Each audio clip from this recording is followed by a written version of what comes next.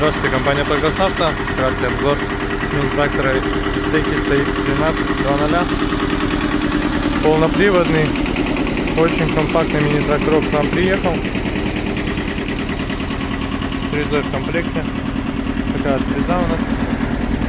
Достаточно маленькая, метровая, но при этом глубина вспашки у нее взрослая, 25 сантиметров. По состоянию шин все отлично, передние вообще новые.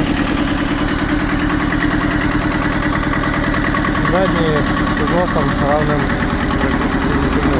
Они также по состоянию как новые, то есть остаток огромнейший, все отлично. Навесной, естественно, двухточечная. По остальному двухцилиндровый мотор, 13-15 лошадиных сил. И все максимально стандартно, то есть это пониженная повышенная раздаточка. Ручной газ, в принципе, больше ничего. Соответственно, колея у нас здесь 73 сантиметра, максимально маленькая. Счетчика наработки, к сожалению, никаких тракторах не бывает, но мы их выбираем по запуску, то есть если трактор хорошо запускается, то значит брать его можно. Соответственно, этот трактор запустился отлично.